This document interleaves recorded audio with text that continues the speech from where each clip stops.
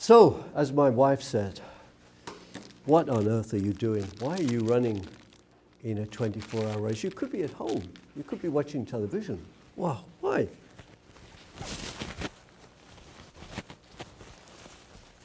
That's you. What are you doing it for?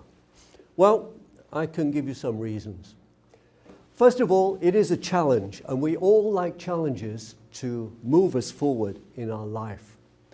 Whether it's tightrope walking, sailing, climbing, we all have to do our own special challenge. If you can meet that challenge, the sense of satisfaction on completion is great, enormous. Most of all, you get self-confidence and contentment.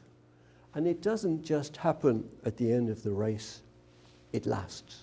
It's lasting. So that is a great reason to take part. It's a challenge.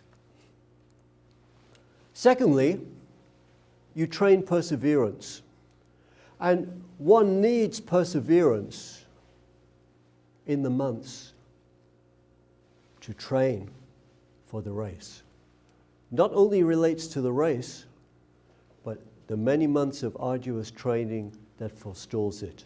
I can't be like Kouros and just run 12 kilometers a day. I have to really push myself and increase the distance prior to the race. When you're running, you get these negative thoughts. Something like a demon running on your shoulder together with you, telling you things you don't want to hear. Stop for a drink, or just stop and have a drink. Give up. You can't do it. It's 24 hours. Why not give up now and go home? Or the one I really like, take me to the hospital. Yes. But when I was running and I felt down, my friend running alongside me, Helga, she said to me during one race, you must never, never give up. Keep on. And I remember those words so clearly. She helped me a lot. Teamwork and friendship. You're not competing against people. You're running with them. You're helping them. A smile or a welcome word of encouragement with another runner, it helps you get through those 24-hour race. Everyone aims to help other runners because you can see they have pain and fatigue. So we smile, we help them to get through the 24 hours. Internationalism. Friendships blossom between runners from overseas, and you meet runners from all over the world in these races. Particularly between runners and helpers, and these endure for life. So, for example, during one race in Taipei, these students helped me, and I took them out to dinner afterwards and still keep contact with them. They were great guys helping me in that race. They're so attentive and encouraging, and this is what we remember. Moreover, meeting people from all over the world, different countries, we realize that they're our friends. Nobody is our enemy.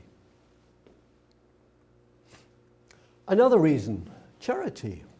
We run to raise funds for worthwhile causes. And in 2005, I was running for Orbis. Orbis perform operations for blind people in underdeveloped countries.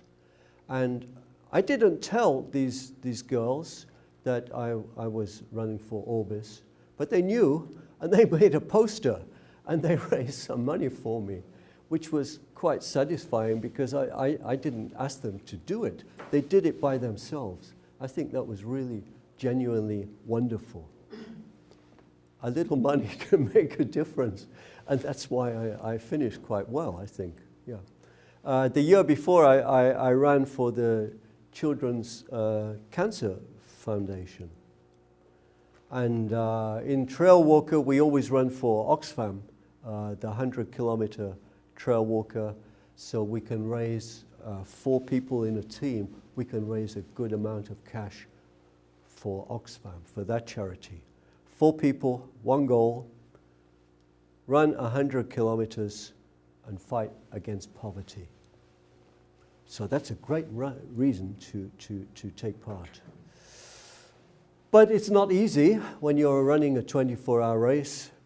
This is what I was like the next day on one time. Really hurting, but you don't have negative thoughts. That is the most important thing I have learned. The big thing. Put away negative thoughts. Only think positive. And I couldn't do it. I couldn't do it in the first 24-hour race, I think. But if you learn, you can survive, you can get through, because it's in your mind. The mind takes over the body. And if you can abolish negative thinking, stop for a drink. Oh, just relax after the next lap, have a rest.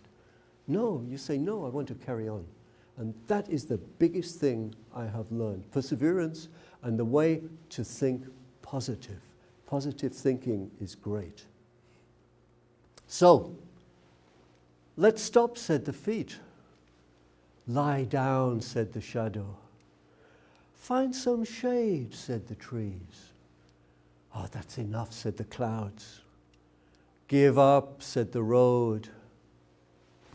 Shut up, I said. Shut up, I want to get on. Yeah.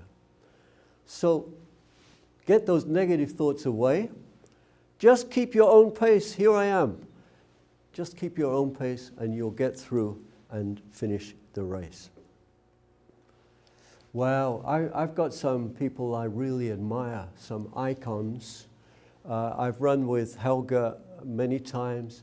She was the world female champion, the German champion, but she had an accident and lost most of her leg, and then she had cancer.